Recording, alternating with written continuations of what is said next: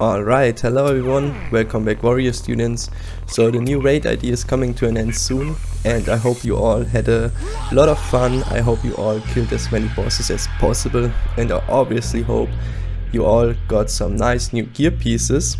In this video today I want to talk with you guys about my first impression, my first experience with the new raid, especially with some bosses where I basically was smarter after the fight than I was before, so that we can increase our performance on those in the next ID. So first of all, I haven't really sensed any kind of difficulty other than on the last two bosses in Black Temple. But fortunately I'm playing Arms Warrior, so the most difficult mechanic on every boss fight is to always smack the enemy as efficient as possible anyways. Alright, but what was the first raid ID for me like? The first raid ID was filled with a lot of mixed feelings, because first of all I had a ton of fun. We even got rank 1 in speed on our server for Mount Hyjal. For anyone who is interested, the run was 1 hour, 11 minutes and 51 seconds long. We didn't even wipe a single time on our first raid day, even though we as a guild haven't had a single raid on the PTR. Like really everyone in our guild did very well this day, what makes me very proud of my fellow guild comrades, and I'm sure I'm not the only one feeling this way. However, like I already teased at the beginning, it was not all rainbows and sunshine. For example, only one item from my wish list dropped, and these were the Joker of Serrated Blades. However, because of the new honor system, I was able to farm myself 3 more items that are, for one, my Biss Ring, the Vindicator's Band of Triumph, and some nice PvP plate kicks, and some very cool looking wrists. Now the wrists and the boots weren't really a big upgrade in terms of DPS, because both of them combined only increased my Sing DPS by like 10 or so. But those items do, however, have a shit ton of stamina on them, and they even got some resilience. So combine this with the trash packs that are not really as dangerous as like the tier 5 trash packs, and you will actually be able to pull at least one mob off the tank without dying, what is an insane increase in fun if you ask me. Like finally you don't have to shit your pants every time you get an infield proc after a wheel ring. Like those mixed feelings that you got every time you dealt massive DPS in a trash pack gave me freaking anxiety, man. So I can't do anything else but suggesting to farm those PvP pieces for the slots you haven't got an upgrade from the new raid tiers yet. Now, and the last thing that went really poorly for me was my DPS group setup actually. Because we had 2 melee groups but only 1 enhancement shaman, and therefore we had one group that had like everything, 2 hunters, a warrior, a feral druid and an enhancement shaman, and then we had the ass group that had a resto shaman, a feral druid, a warrior, a rogue and a retribution paladin. I'll let you guess what group I was assigned to. Now normally I don't really care about this, but on the first ID this is a little bit special, on the first raid ID of a new raid tier, because this is, for various reasons, this is your best chance, if not the only chance, to get a rank 1 pass on a normal or semi-progress raid guild, unless you get like extremely lucky with loot on the first ID and then you can like outgear everyone in the second ID, but obviously this wasn't a thing for me, and therefore, yeah, I really wasn't happy about this. However, at the end of the day, I really had a lot of fun, and now I obviously have a lot more items that I can be thrilled for getting in the future. So you always want to look on the bright side, right? Alright, so what we're gonna do now is we're going to look at some of my boss kills, some of my footage, and we're going to write down, like I have a pencil and a sheet of paper here, and we're going to write down things that I want to improve for next ID. Alright, so let's just start with Rage Winterchill. So what I'm doing here seems a little bit dangerous, because he has a Frost Nova, and if I get freezed outside of his hitbox, then obviously I'm going to be extremely sad, and therefore I want to walk with the boss very closely. Not attacking maybe, so I don't pull threat, but I want to stay very close every time. And I as well never want to DPS from the outskirts, like from maximum hitbox. I never want to DPS from maximum hitbox, because if I get frozen and the boss moves just a tiny inch in the wrong direction, I already lose some uptime and this could be catastrophic. So I write down stay, oh, the next ability, okay, we need to pause here. Stay below the balls. This is basically how I pronounce this, how I phrase this. And yeah, so the first thing on this boss is we have this on some other bosses as well, and this is the stay below the balls rule. Okay, so what you can see me do here right now, there you can see it, I cancelled one auto attack. So the slam delay here was 193, and this is because I cancelled an auto attack. And why I cancelled the auto attack is mainly, the reason for this is because I made some crucial changes in my interface before the raid, and yeah, I wasn't warm with the new interface, so I wasn't used to this. So next raid I'm going to first warm up a little bit on the training dummy, maybe I can blasted lance, or maybe I'm going to do some solo mans runs or anything like this. But I will definitely not just come in and immediately play the game in a raid, like especially not with interface changes. So we have to write down get warm up before, especially before the raid, especially if it's like a new raid, because I'm always pretty nervous on a new raid as well. So I could technically write down don't be so nervous, but yeah, I don't think this will help. So now we have the Death and Decay ability. This is the first time I encounter this, and as you can see, I'm desperately trying to find the spot from which I can attack, but there is none, because he covered all the ground around him. And to show you what you actually want to do in a situation like this, we need to go a little bit ahead. So here he does the same thing again. Everything is covered up, no space for melee to attack. And in this scenario you want to just use the standard run in for an heroic strike, and a mortal strike, and run out. Maybe on the way out you can press a whirlwind, because the whirlwind has more range than the mortal strike or your other abilities. Or maybe you can even press a heroic strike, a mortal strike, and a hamstring before you run out.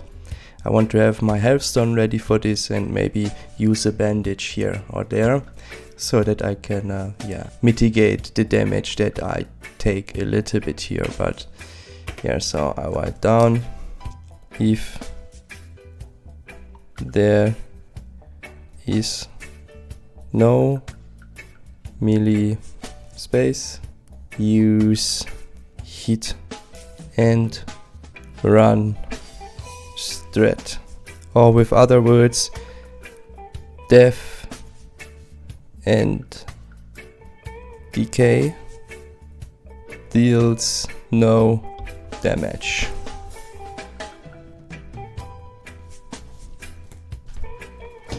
Alright, and that's it for Winterchill. Alright, next up we have Anetheron. So let's write this down. Anetheron. And for him, like, he has only one ability that we really need to worry about, and this is the sleep ability. So for the sleep ability you want to have one extra consumable ready, that is called the Sulfuron Slammer, that you can buy in the Grim Guzzler in the Blackrock Steps dungeon. And yeah, I haven't had this on me simply because I forgot to buy it, and obviously this is something that I want to have ready for the next time. So for Anetheron I write down get Sulfuron Slammers, you slacker. So, and the way I want to use those is I don't want to really spam them all the time. You could bind them to your slam key, and this way you would always be fine. Like, do one macro with /use Sulfuron Slammer / start attack / cast slam. However, if you do that, you will drink way more than you technically need to, and this maybe makes you more drunk than you actually have to be. Like the way I originally wanted to use them is like I wait until the sleep ability is off CD, and then I press the Sulfuron Slammer.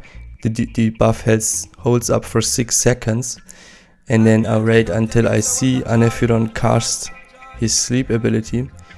Did I miss it, or did he cast it? No, he did not cast. So here the ability goes ready. And when is he actually casting it? Here. So yeah, this doesn't really work. I mean, I could start using Sulfuron Slammers, clicking them all the time at when the ability is ready, but I could as well just bind it to my slam key. I mean, then I'm extremely drunk, but you can turn off the visual effect, and yeah, we'll see. I will try it out. I hope this drunk effect will not impact me too much on trash. I think that if you die, the effect is gone. So maybe I'm going to just do one trash pull with like super aggressive DPS, and then I will just die and I'm cleansed. Alright, next up we have Kazrogal. So, then write down Kazrogal. So Kazrogal has one extremely annoying ability, and this is his War Stomp. Like, he stuns everyone around him for like 5 seconds. Oh, this beautiful jumped in 180 here. Can you see it? There, from the Zuschlagmann. Here, really cool. Anyway, so he has this stun ability, and I thought about 2 ways how I want to deal with this, and I'm not really sure right now. The first would be start in battle stance, do an auto attack and a rend. Why? Because rend is applying my Blood Frenzy debuff on the boss, like the arms debuff, for 21 seconds. So if my auto attack doesn't crit, I don't grieve my raid. And then I run out and wait for the first War Stomp. And when I'm run out, I maybe charge up my bow, like I do one ranged attack, and maybe throw a grenade or something like this, so I don't technically do nothing here. And then I wait for the stomp, I run in, and then after around about 10 seconds I pop a fab, like a free action potion. Or I just go in and pop the fab immediately together with my cooldowns. Or if I see Lustus getting popped, I immediately use the free action potion. So for Kazrogal, I just write down... Oops. For Kazrogal, I just write down... Use... I need the bigger desk. I have not much space here. Use... Fab... You... Griefer. So, and yeah, I don't know if you catched it. I was writing, but he actually stunned me at like the very last millisecond of one of my slam casts, and this is obviously something that this is absolutely catastrophic.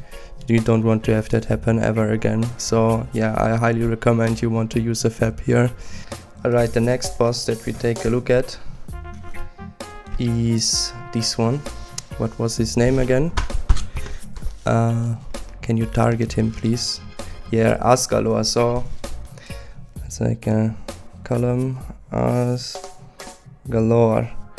So this one has 2 abilities that are not abilities, but 2 things. So first of all, his hitbox is extremely small, even though he's a really big boy. You can see this, like the red circle is like the indicator of the melee hitbox, or general of the hitbox. And as you can see, he moved a tiny bit and I'm already outside of the hitbox, and I lose like 1.5 seconds of uptime, which is a big deal, and you don't want to have that happen. So again, on Azgalor the rule is, like on Winterchill, stay below his balls.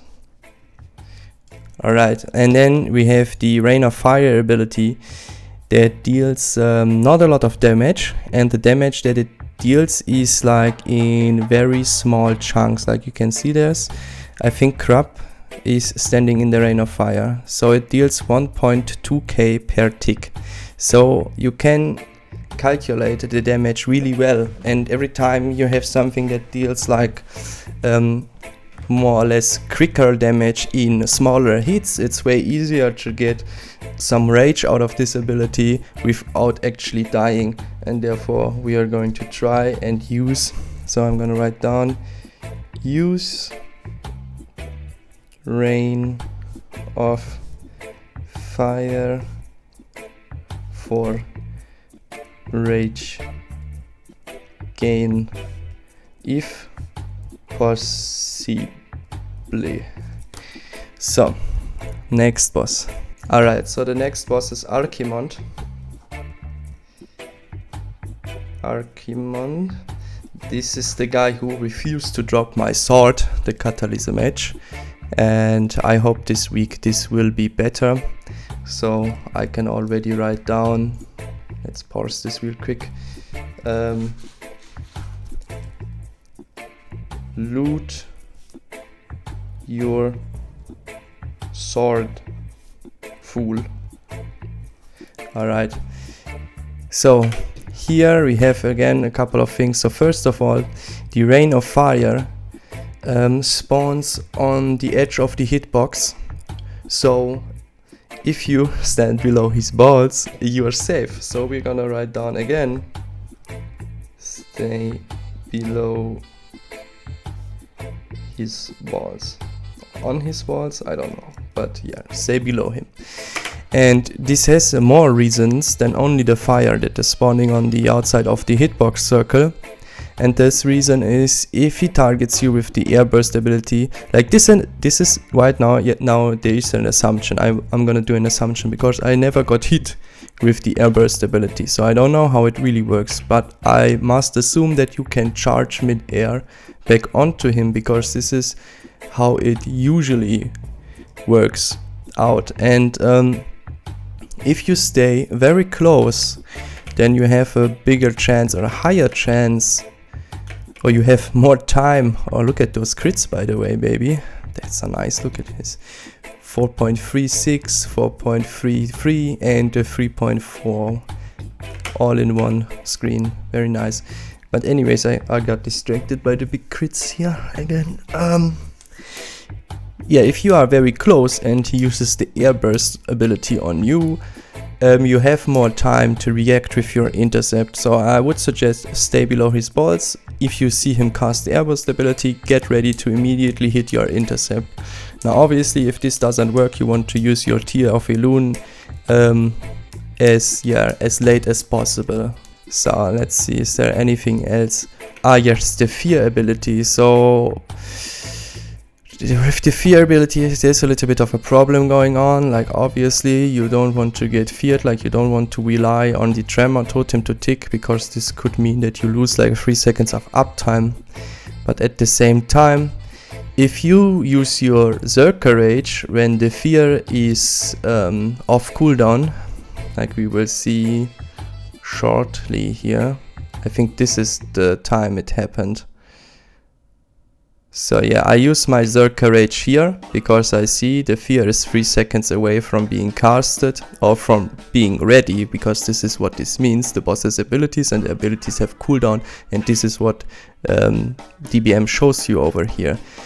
And yeah, he actually does not cast the fear until like 20 seconds after it got ready, the ability that is, and now he casts the fear and I don't have Zerker Rage up. So I have to think about, do I want to pre-pop Zerker Rage or do I want to pop it on reaction on the cast? Now the problem for an arms warrior in this case is that no matter when you use a global that is not something that deals damage, it will almost always be a DPS loss, because you simply have no time to global anything. Because here I want to slam, then my global is running. Here I want to use a Mortal Strike, because if I don't, yeah, I lose out on a Mortal Strike. And then if I use a global over here, you all know what that means, that I cannot slam. So Arms has like a really strict rotation, and you cannot just put a global in there without losing DPS. Almost always. Or even always, because even if Mortal Strike and Whirlwind is not ready and I want to use a Zerker Rage here, I lose damage because I don't use Hamstring. And therefore, yeah, Arms basically has no empty globals, so we have to think about what we want to do with this. I think I just want to pop it on reaction, and then because losing out on a global is better than getting feared for like 3 seconds or so. It's close though. Maybe I just want to risk it with the Tremor. We will see. We will see. Do I want to write anything down for this? No, not really.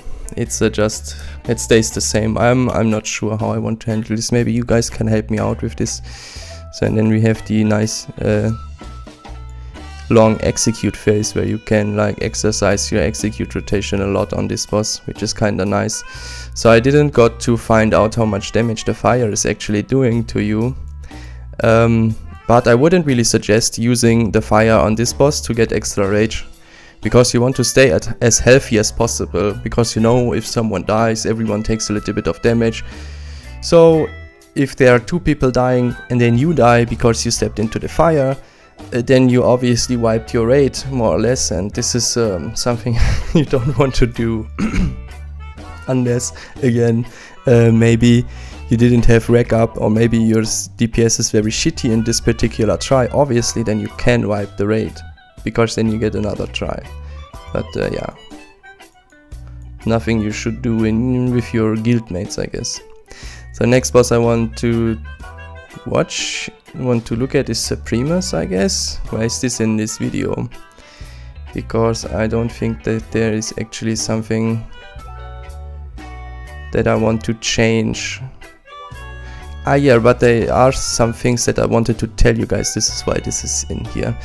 So I don't really want to change anything that I have done this time, but I wanted to show you something. And this is, first of all, this fire void here. This yeah, you saw that the blue fire deals 3000 damage. So you can use this to get some rage. It's not the end of the world, it's not all too dangerous. Another thing I wanted to tell you guys is that in PIF2 he targets a random player and then he tries to chase him down, right? If the tank is the targeted person, the tank can just stand still and tank the boss, because he's not dealing extra damage in this phase. And by doing this, the tank gives your melee some uptime and gives your raid, and he will, yeah, basically provide a little bit of order, I guess, in this situation, because it can get very hectic in the kite phase, and if your tank at some point just stands still or maybe repositions the boss a little bit, this can be very helpful for your raid. The other thing is that you want to deal damage in this phase, not like I do here, so maybe I do want to write something down. Alright, so Supremus. Alright, so Supremus, deal damage in kite phase. You covered.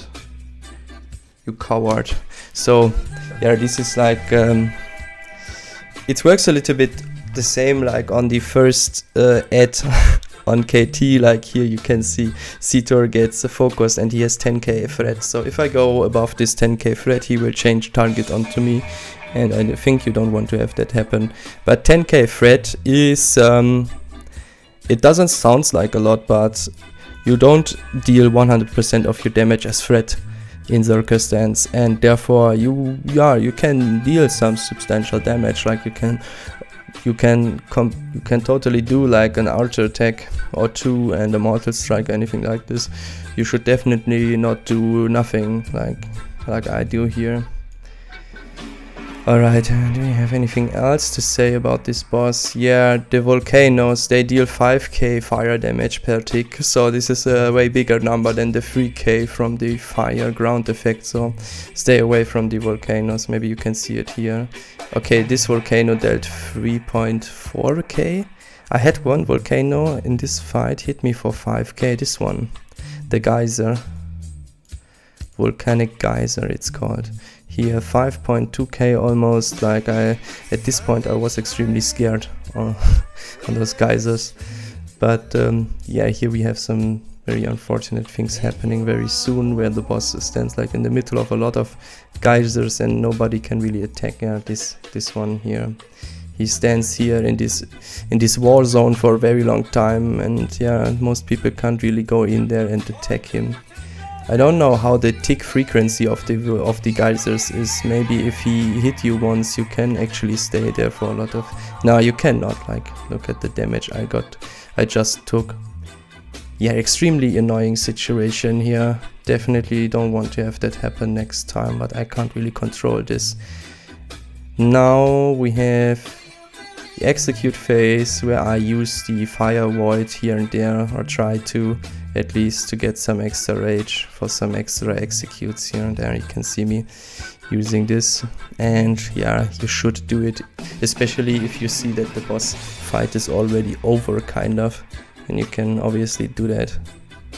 I mean, the healers have to not heal you if they don't have mana for you. If they only have mana for the tanks, they see you drop by like 3k, they should just not heal you. And then you see that you stay on like 9k HP, and then you can kind of see that the healers cannot really heal you right now. So this was a lot of talking about the boss I originally didn't want to talk about really. But anyway, so now we have the next boss that we want to look at. And this is the essence of, this is the boss that has 3 faces and 3 phases at the same time, lul. So on this boss, just let me write down 3 phase boss. I can't remember the name right now, but yeah, on the 3 phase boss, here the tanks need to do something in the first phase, and they need to tank swap here and there. And to do that, they one in, like the closest person always gets attacked by the boss, and yeah, and this can sometimes be a little bit funky. So every time you hear in voice that the tanks want to swap, maybe you want to step aside a little bit, because every time they swap it can get a little bit hectic or a little bit funky, and therefore I want to be careful every time they swap. But this boss actually doesn't really hit that hard in the first phase. Like, he hits like a wet noodle in this phase. I even got hit once in this fight, I think, and he dealt like 600 damage or something. I had my shield equipped. Maybe we can see it though, what happened exactly, or what exactly happened. So do I need to write something down other than be careful? But I already know to be careful. Maybe, let's see the damage actually. Maybe we write down don't be careful. Take 1 or 2 hits maybe we can write down, so we get some rage. If you know what I mean. So I get hit at the end. I have to wait a little bit. So here I get hit because, okay, 1.4k Zerker stance. So even if he crits or crushes me, he doesn't one-shot me. So I could technically take a hit. So I will not be careful here. I will just stand my ground and attack.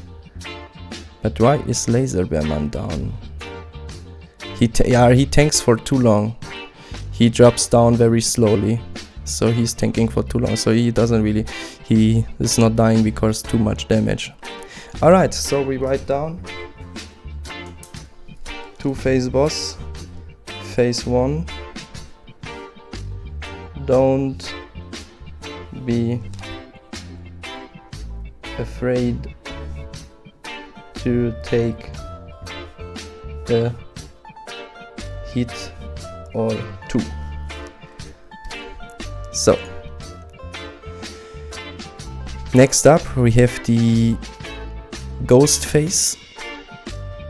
So on the ghost phase, where the ghosts come in, I just want to try and maybe save some rage for this phase, so I can maybe pop 2 ghosts with sweeping strikes, cleave and whirlwind combo, like intercept the mob when they spawn in like a group of 2 ghosts, intercept one of them, immediately pop sweeping strikes while I charge, cleave while I charge, and then use whirlwind on impact basically.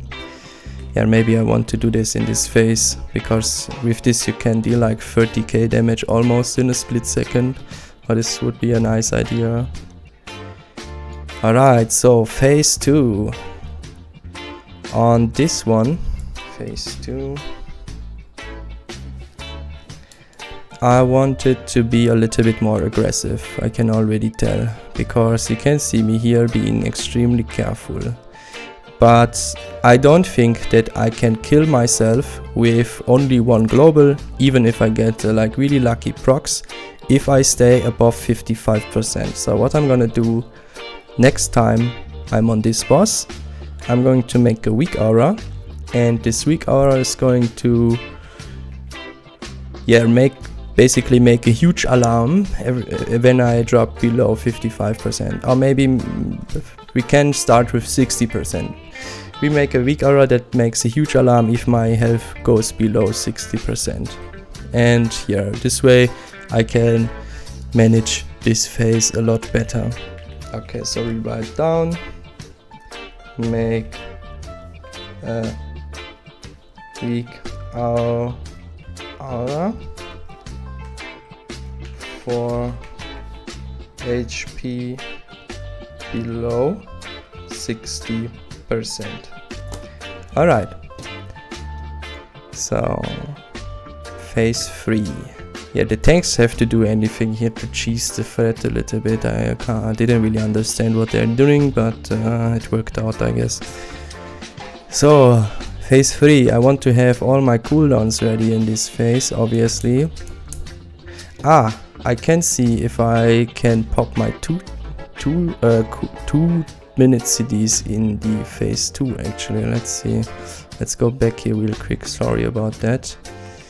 So here the 2 minute CDs are ready, they are ready. Yeah, here I use my brooch actually at the start here, but I could have used Orc Racial as well and my haste potion, but I think Orc Racial is not a good idea.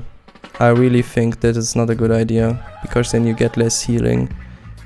You could try it, or be a man up and use Orc Racial, I guess. But I definitely want to use a DPS potion here, so it's a really good timing. So 3 minutes at the start, 2 minutes for phase 2, and then everything for phase 3. So this is a huge one, we want to write this down for sure. Alright, phase 3. This boss has a lot. Phase 3. Now I have a lot less space again on my desk. So phase 3, use 2 minute. This is more or less for phase 2, right? Yeah, phase 2, use 2 min cities. Exclamation mark, exclamation mark, exclamation mark. So, and then phase 3. Yeah, I don't think I have to write anything down here. You want to stay behind the boss, you want to deal as much damage as possible. This is something I'm here kinda good at, I guess, especially if I don't have to worry about aggro. Those numbers are so pretty. Like those 5k crits, sometimes they're the heroic strike, 5-1k, 5-2. This boss has so little bit of armor. This is extremely nice, feels very good. So yeah, phase 3, just damage, lul. Just DPS, lul. And stay behind the boss is like a common thing, I don't have to write this down. So, and at last we got Mother Shahraz. So, like a new sheet. Mother Shahraz. So we write down me milkers. And on Mother Shahraz I want to first of all use consumables. Yeah, you can see those toads here. You can get a little bit of rage before the fight. Yeah, kinda nice. but you have to do it before the fight. Not like I did. I lost a lot of rage. So yeah, as you can see, I didn't use my demon slaying elixir because I simply forgot, and I have not used my scrolls, my buff scrolls, even though I knew that I want to pop them here. And yeah, again, get like a warm up before the raid, so this doesn't happen. Like, be concentrated, you fool. So Mother Shahraz, use cons. Use cons, you ape. And then I fail at the mechanic, like, and I fail a little bit on the teleport mechanic, as you will see in just a little bit, because I thought it worked different, and therefore I was a little bit confused at the start, even though I have the weak aura. So I'm going to look kinda dumb, so be prepared to laugh at me. But anyways, even though I fail the mechanic, I don't die. And this shows me that my shadow resistance is enough. So what am I rearing in terms of shadow resistance? I wear a necklace, like the one that you get from the Black Temple quest. We need to pause here. From the Black Temple quest, and the craftable cloak with an enchant. This was everything. Together with the shadow resistance buffs, I had 165 shadow resistance, 165. So it's not a lot, but as you can see, I have 13k HP, 13.4, and I'm not even in a group where I have commanding shot. So if I would have commanding shot, I would be at like almost 15k or something like this. So yeah, I mean, all the other classes, like the recommended amount of shadow resistance is even for classes that have like a 3 to 4k HP less, or like 2 to 3k HP less than you have, and therefore yeah. And there you can see me actually moving in the wrong direction here.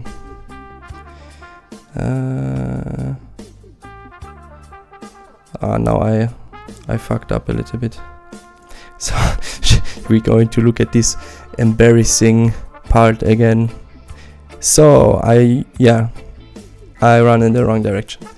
So I want to write down, pay more attenzione to the weak aura. Alright, so let's see, do I have any crucial rotation fuck-ups in this fight? I don't think so, actually. I think everyone runs quite smoothly.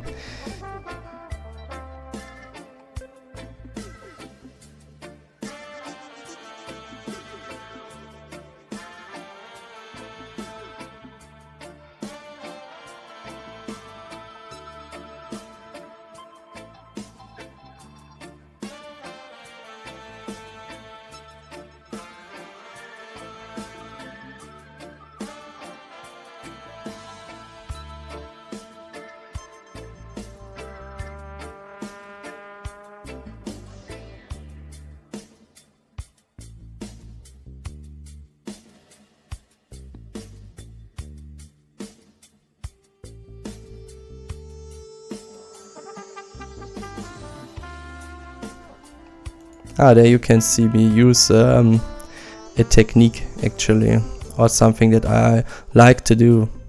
And this is for execute phase.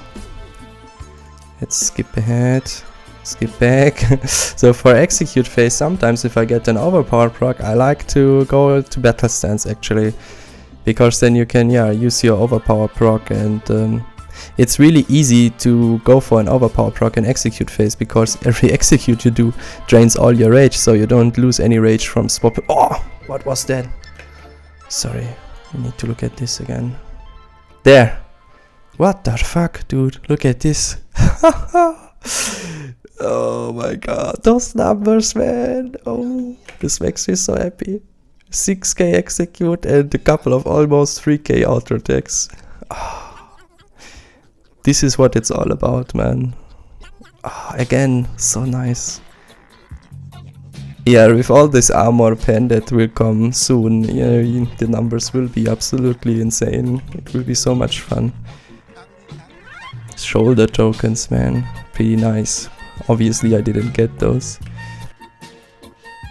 Alright, so that's everything that I wanted to say about the bosses for now, like about the bosses that I felt comfortable talking about.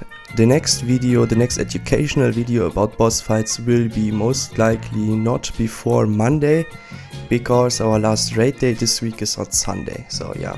In the Illidan clip you see in the background, I use Thunderclap on the boss, and yeah, I think I do a very good job with using Thunderclap and not scuffing my rotation too much. Like, you can be really smart, you can use things like double slam into stance swap into overpower, for example. You see me do once in this video, and if you are really smart and if you wait for an overpower to swap your stance to do a thunderclap as well, you have like more than one reason to swap to your battle stance. And sometimes if you do like really smart moves, then you actually don't really lose that much of DPS.